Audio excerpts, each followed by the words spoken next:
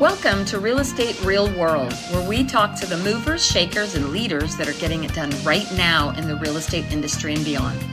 I'm your host, Marguerite Crespillo, and I started this podcast simply dedicated to calling people about what's really happening in this crazy roller coaster ride of real estate.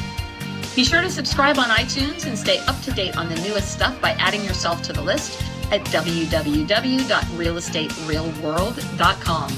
Now, let's dive into the world of real estate. Hey, it's Marguerite. How are you all doing this amazingly beautiful day?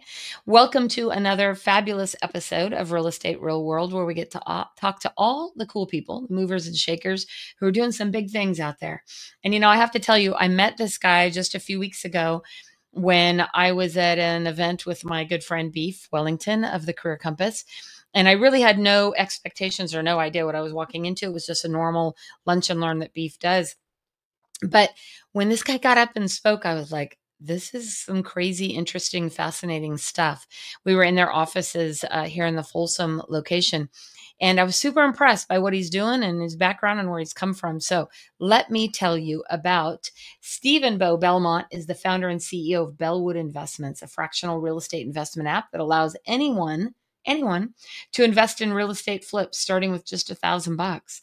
Belwood Investments focuses on flipping luxury homes, and he's told us some cool stories about Kanye's home and some others, offering everyone the chance to invest in multi-million-dollar properties. Bo lives and works in Newport Beach. He started in real estate as a mortgage broker, where he was a top producer and received many awards and accolades. In 2008, Bo rehabbed his first house, sparking his passion in the fix and flip world. Since then, he's gone on to be a part of 1,200 real estate transactions and counting. Over the years, Bo has perfected what is now Belwood Investments' B52 method. Belwood Investments purchases properties, renovates them, lists them for sale. Belwood crowdfunds 20% of the project through its investor app and splits 50% of the profits with investors after a sale. In addition to growing several businesses, Bo enjoys spending time with his son. You can find him on the weekends at one of his son's many sporting events, cheering him on. Welcome to the show, my friend Bo. Marguerite, thank you so much. Happy to be here. Thank you. Yeah, it was fun I was so fascinated when I went to the event in your guys' offices out there in Folsom, because I go to Beef stuff all the time, and I never even research what he's doing. So I really don't know. I just assume it's his normal lunch and learn, right? And his normal song and dance, as we call it, or dog and pony show, whatever you want to call it. Anyway, I got there and I was like, oh, this is kind of a cool office. And you guys are kind of tucked away. I didn't even know you were there. And then when you got up and started talking, I was like, oh, I was really fascinated by what it is you're doing. So I'm excited to hear your background. So tell us a little bit about how you got into this crazy investment world. Sure. Well, yeah, I'm happy to. Beef is quite entertaining with his dog and puppy show. Been speaking with him now for about 5 years, traveling around and speaking at his Career Compass engagements. But I got started, shortly after the crash. I needed to kind of pivot into doing something else. I was a not a hard money lender. I was a subprime lender, which that ceased to exist in 2008. That was like a bad word. Yeah. And so I needed to do something, and I started flipping homes, and that basically got the attention of a lot of friends. And they were saying, wow, this is unique. This is cool. I want to do this. And there was no HGTV TV channel. There was none of that, but it was a thing, and there was a bunch of players in the market. It was kind of close to the vest for some folks.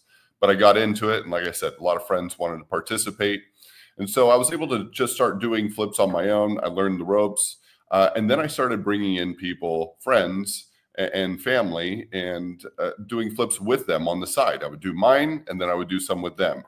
And that kind of just sprouted and created this idea of joint venturing flips with people. And and basically the inception of Bellwood started back then, where we were able to partner with people. And now we have basically 6,000 friends that we're able to do this with. And we needed to create an application or an app so we could showcase the opportunities for our friends and family and loved ones, our partners.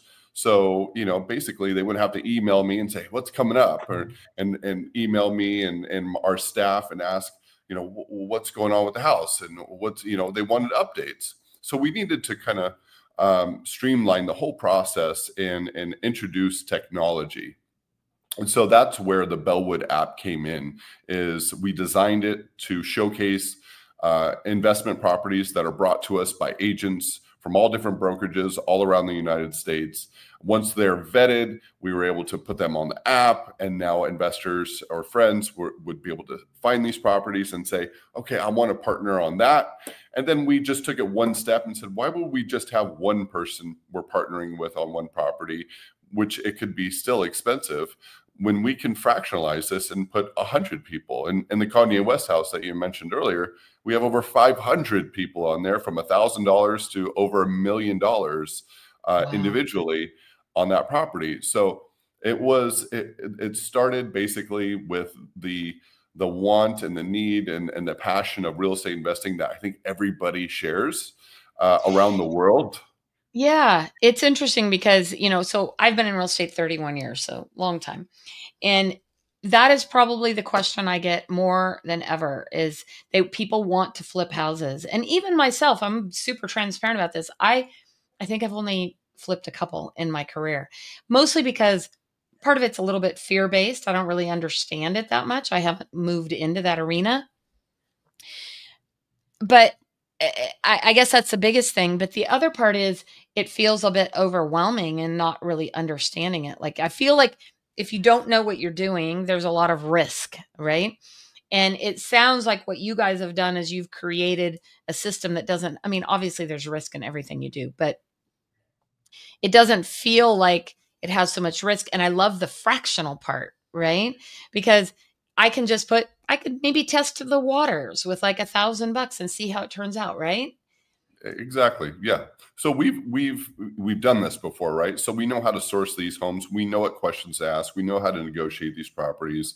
We know the ins and outs of these homes. Some of these homes that we've done on the East Coast were built in the 1700s.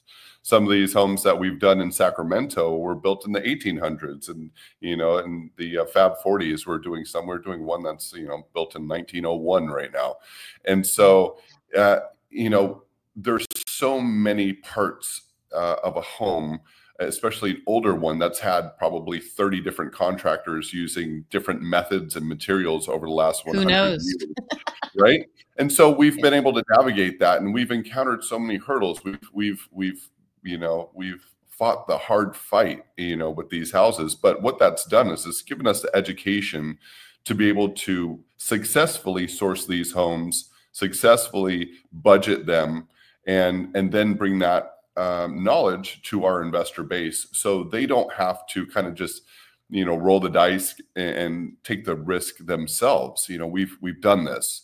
It's like you go into a doctor's office. Do you want to work with a doctor who's going to do heart surgery on you, that's been doing it for many years, or do you want somebody that's kind of, well, I read a few books and I took an online class and I'm gonna give it a shot and we'll see. You want somebody who's been through it.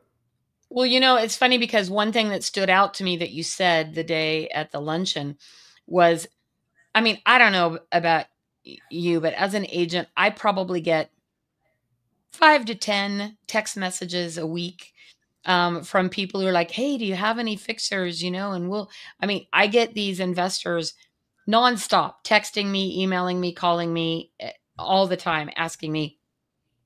And I want to say to them, first of all, if I had a smoking hot deal like that, I'd probably do it myself. Right? Or I'd now send it to you guys. But also, it's like I would also choose somebody that I trust and have confidence in and feel like is going to do the best deal, rather than some random person that's texting me asking me if I have, off market properties. And so I heard you say that. It's like, do you want to send something like that to a one-off person who you don't know, that who knows what they're going to do? Or do you want to send it to somebody that's got some experience and background and knowledge like you guys do? That one, that's really what hit home for me, because I nonstop every week get those calls, texts. I just got one yesterday, and they're all Yeah, looking for a smoking hot deal, 50% off. I'm like, no, I'm not going to send that to some random person who's watching those infomercials at 2 a.m. that says you can, buy houses for $1. So, right? exactly. It's kind of crazy. Yeah. So So help us understand a little bit about that process, I guess, is what I'm trying to understand. yeah, sure. So I do like to share that because what we deal with is we work with a lot of agents, and they have prior relationships with investors where they're buying, one or two, maybe five properties a year. And for an agent to really focus on that investor and develop systems and methods to source real estate investment opportunities for them, um, y- you can deplete their ability to buy more houses. If they have $10 million or $5 million that they have to allocate towards acquisitions, then you're limited on the systems you can create to source properties for them. So like hiring assistants, using different software programs, marketing, whatever you may be doing.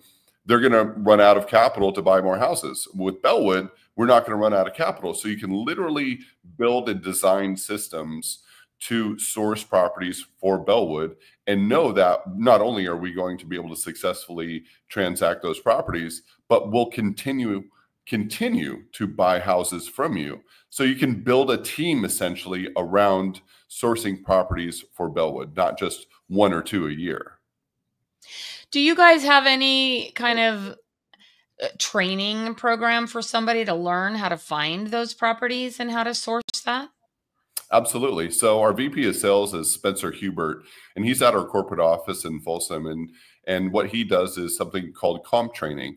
And what we do, it's a live webinar where he goes on and he teaches new agents where to look for properties, how to look for them, what we're looking for, pricing. So because there is a method to it, and it's not just a wholesaler reaching out trying to get one of these 50% off so then they could Yeah. sell it to another investor. We deal with a lot of wholesalers, and there's one thing I like to say: we don't negotiate with wholesalers or terrorists.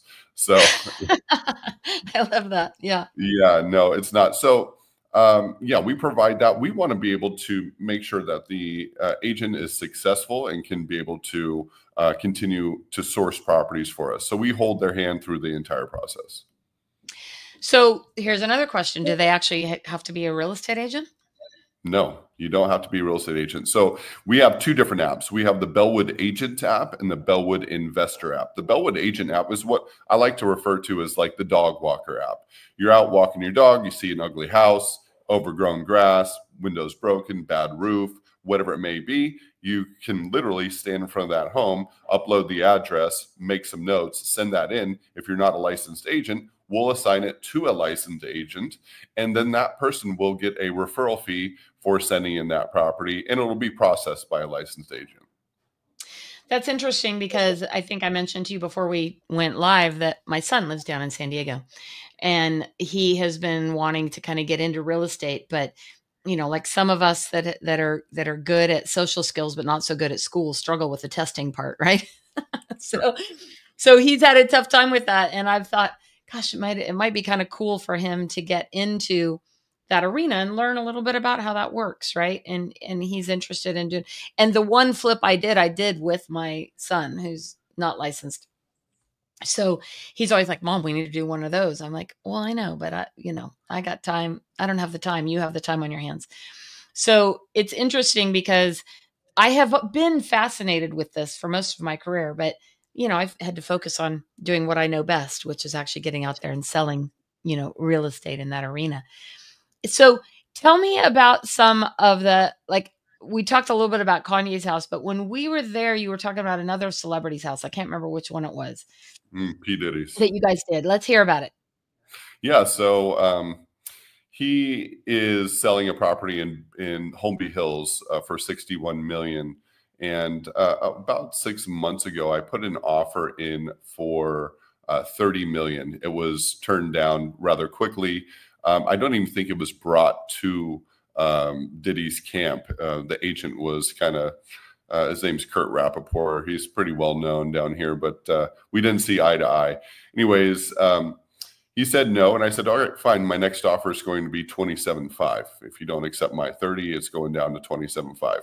Well, what happened is that spread around town. TMZ picked it up, and I had to do a meeting with TMZ in front of a hotel in Beverly Hills, and so that was kind of it really upset him. But guess what? They just reached out to us and said, "Is that $30 million still on the table?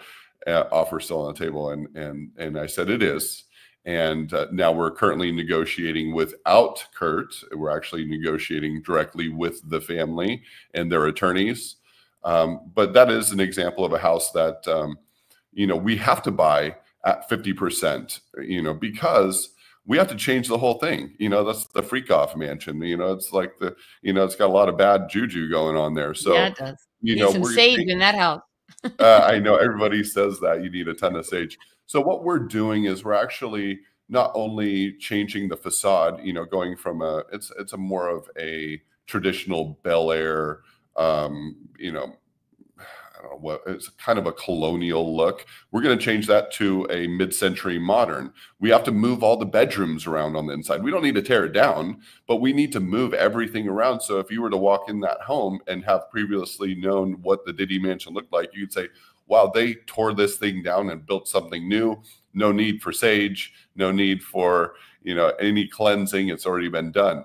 And we still might want to bury some sage in that one. Yeah, there's a lot of things. There's probably a lot of stuff buried in that property. Yeah.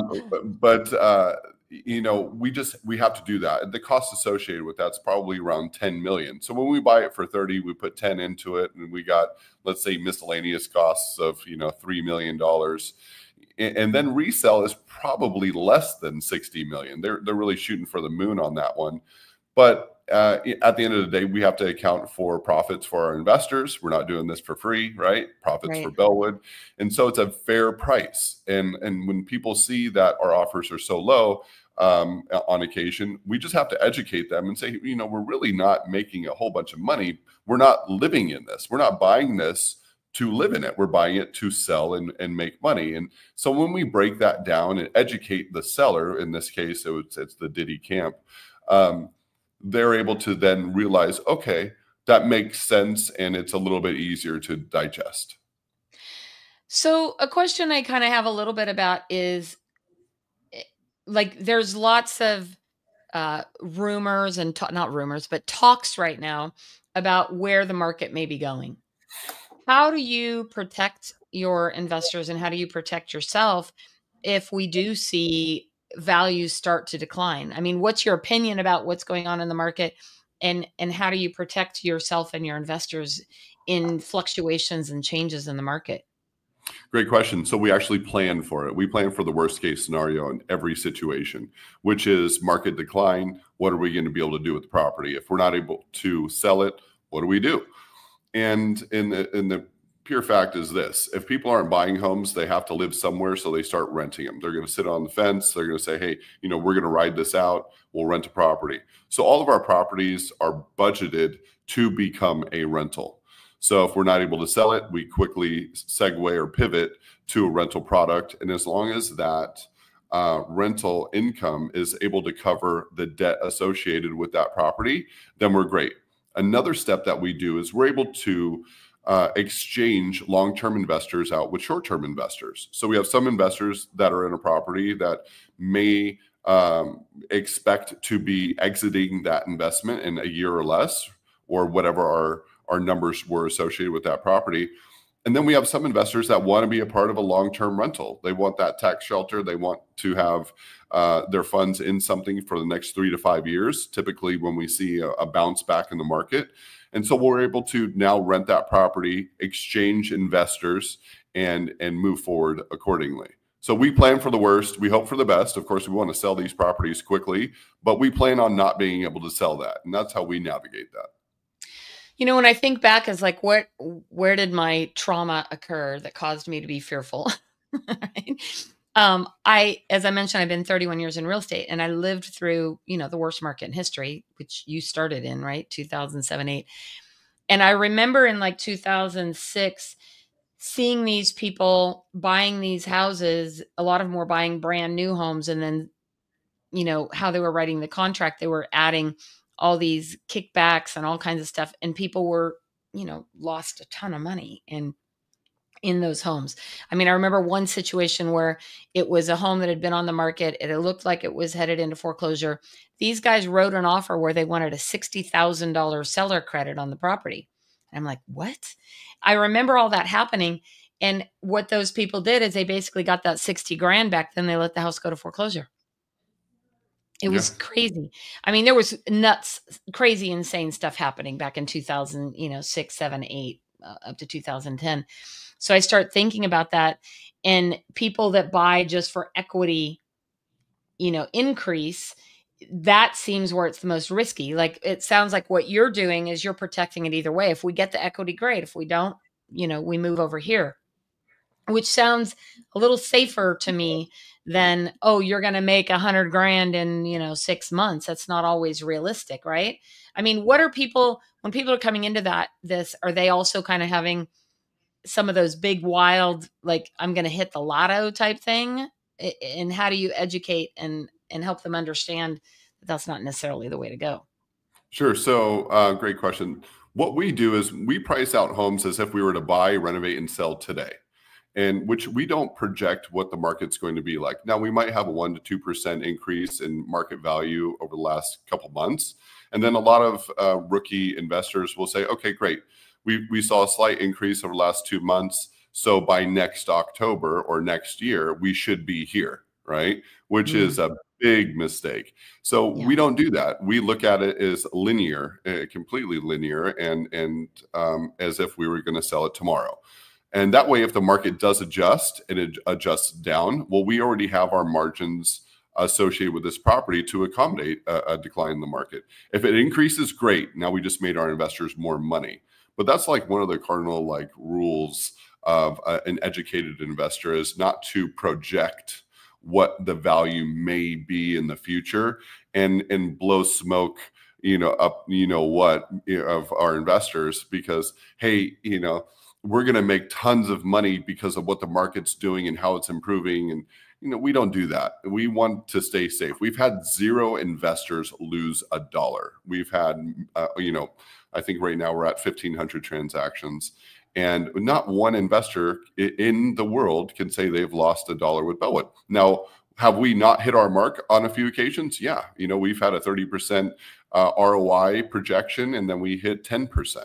The market, adjusts on us. Sometimes budgets go over. Sometimes, these are the experiences that an investor has to have in order to be able to have a successful business. You have to have these pitfalls. You have to have these hurdles and encounter this trauma to be able to navigate forward accordingly. And with a track record like ours, we've been able to successfully, not project numbers, but just stay safe. And that's what our investors count on.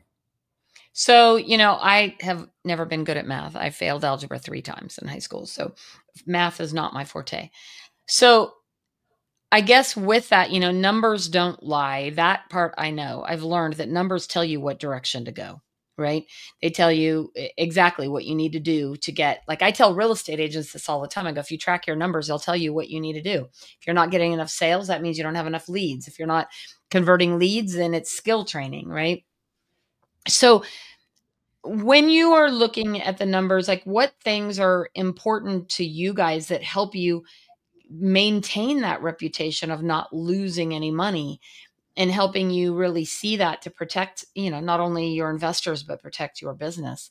What key things are you guys looking for? Yeah, so similar to what agents look at are comps, right? So we're looking at comps, and we're making sure that we're within certain guidelines. We never want to have the biggest house in the neighborhood. What we target Marguerite, is entry level homes into luxury markets. So for instance, we have homes in the Hollywood Hills that are surrounded by 20, 30, $40 million properties. And so when we're able to target a home that's, let's say, entry level of 6 to 7 million, but stacked up next to these big houses, well, these are great opportunities for a buyer to just live in an area affordably, right? Affordably.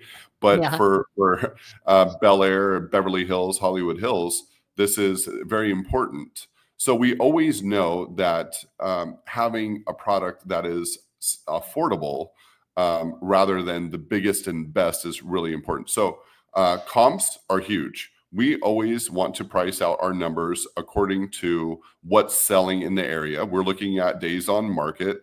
All of these play a factor in what we're buying. We don't want to buy something and have it sit on the market. We want to buy something and it be attractive and affordable so we can exit quickly. So, I mean, obviously, you guys buy homes at all price points. I mean, you mentioned that day at the luncheon that you've done, very, very small deals comparatively, but obviously the bigger ones, potentially make more money, but they also have the potential to lose a lot more money too in those scenarios, right? Um, and I just lost my train of thought where I was going with that. I Well, guess you're right. that the They do have the potential to lose a lot of money. However, in these areas, sometimes we have the ability to rent these houses out for $150,000 a month.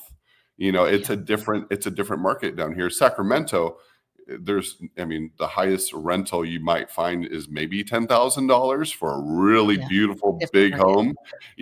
But down here, when you're spending 80 million, 50 million, $30 million on a home, and it's, let's say, an entertainer or a content creator, which is kind of the trend right now, they're Mhm. making a lot of money, but they don't necessarily have, $20 million stacked up already, but they are making, let's say, at several $100,000 a month.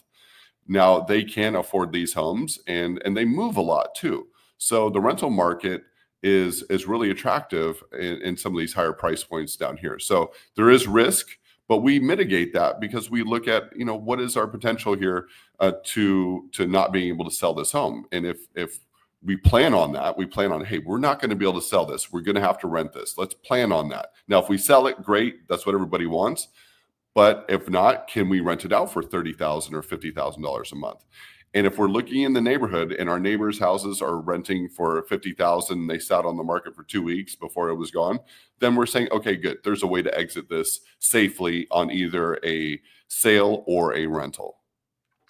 So I remembered where I was going with that. It was in being a couple questions is, have you had people who've literally started at like $1,000 and then that's really rolled them into being able to invest a lot more? Number one.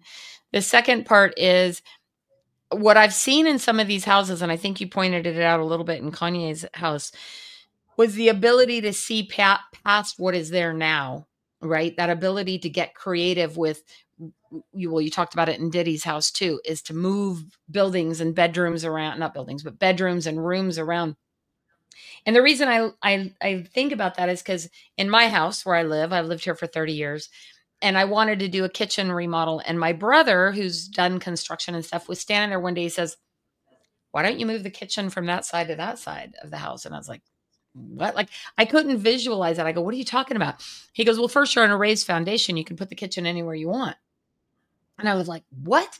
Like, that was like, I was so mind blown. And of course, I remodeled my house. I moved it to my kitchen to the other side of the house where I have all these incredible views of this beautiful backyard, when before I had this like little pocket. So I guess that was two long questions. The first one, I think, is probably what people would want to hear is, can they literally start out small and have the opportunity to build and grow a portfolio, or the opportunity to invest more money at some points? Because, not everybody has 60 million laying around, right? Yeah, exactly. So that's what we pride ourselves in is the democratization of real estate investments. And right now our average ROI, historical average ROI, is 32% in about 280 days. Right now, last year it was 27% in 250 days. So we're staying pretty consistent with our overall ROI. So if you invested, let's say $1,000 and you're making, an extra, $200 or $300 on top of that, yeah, it's great. And it's consistent, and you can take that and you can roll it over into another property. And let's say we decided to keep the property as a rental. You may not want to be a part of that rental, but let's just say you did. Now you're a fractional owner of a rental property, and now you've started your own rental portfolio, and which is all showcased in the app. So rather than putting all your eggs in one basket, you can have a lot of different baskets with, just a relatively modest amount of capital in there. So it is love a way that. to create that portfolio. And what's funny is after we met, I called my brother who's in Salt Lake, and because he had done a lot more flips than me over the years. I'm like, you got to check this out, right? So he's been kind of playing around with the app, and I have too. Just so you guys know that are listening, there is an app. We'll put a link to it, but you can actually go into the App Store, and it's under Belwood Investments, right? Yeah, In the App Store. Belwood Investor app. Yep. Yeah. And so you can go into that app and you can sign up for it, and you'll get a call most likely from what's your guy's name? He called me last week. Oh, we have several. So we One of have them called me. So we have any number of sales associates that could call in investment managers. So we have two senior investment managers, Brandon Messier and Mark Cantrell. And then our sales team is led by Roy, and he's Roy Hansen. He's a tremendous asset, and comes to us from venture capital and private equity. So he's got a lot of experience. Well, it's really fascinating. And, like I said, it's something that is insane to me that after 31 years, I've not done more of, but it really opened my eyes to the potential and the possibility. And so if you out there are listening and you've thought about investing in some way, this just gives so many more people opportunity, right? Like, again, somebody on average doesn't have $60 million laying around, but they might have a $10,000 or $5,000 or something like that, that you can, at least dip your toe in and see if this is something that makes sense for you. Yeah, exactly. Yeah, again, it's the democratization of real estate investments. And I mentioned this at the luncheon, there's 30 different channels on HGTV talking about something that you don't have access to. Right. Yeah. So it's very attractive. Everybody wants to do it, but it's so expensive. And honestly, what they show you on HGTV is completely not the real BS. world. Yeah, no, it's not. But what we do is we take the real world and we make it accessible as far as real estate investments are concerned. So when you're watching HGTV and you're saying, I want to do that, and your spouse says, well, where are we going to get the capital to do that? Now you could say, well, Belwood Investments can bring these opportunities to us affordably. And that is what our platform does. I think it's really cool, and I'm excited about it. And I'm excited to try to get my son to check it out. Are you speaking at any of the upcoming Career Compass events? Yep. I am scheduled to speak at most of them. Are you coming up here to the Sacramento one in May? Do you know? Yeah, I was invited to do that. So I am sure it's on my schedule. I do a lot of speaking engagements. So yeah, Beef is a good friend of mine, and I like to attend those events. They're always great. Yeah. I just had him on the podcast the other day, and it's the second time I've had him on there. And I literally call him, he's the greatest salesman on the planet that I know of. I've never met anybody who can close a room like he does. He's wild. And he, of course, he's the most offensive salesperson out there. So he loves to brag about that. But I've never seen anybody sell a room like he has. I literally have never seen him close a room like he does. He's pretty amazing. So I'll be at the one here in May. I don't know if this show will air before then, but I'll be at the one here in May. It's in my neck of the woods. But I told him I'm going to try to get down to San Diego too, so I can see my son. But I'm super excited. If you're coming up, I'd love to, spend a little time with you. But I think I'm really grateful for you taking the time to get on the show today. And I'm excited for this opportunity for people out there that are listening. It's been my pleasure. Thank you for having me. Awesome. Well, thank you everybody for joining us again on Real Estate Real World, where we talk to all the cool people, the movers and the shakers, and the people who are making things happen. And Bo is no exception to that. So we'll be sure to put all his contact information and ways to get access to the apps in the show notes, so be sure and check them out. And if you feel so inclined, go give us a review. It helps push us up in the rankings. Thank you so much for joining us today on Real Estate Real World. Go out and shine bright. Thank you for joining us today on Real Estate Real World, where we talk with masters and leaders in the real estate industry and beyond on how we can raise the bar in our industry. Please subscribe over on iTunes, and while you're there, be sure to give us a review. Your reviews encourage us and help others to find our podcast for show notes and hot topics on what's going on right now in our real estate industry.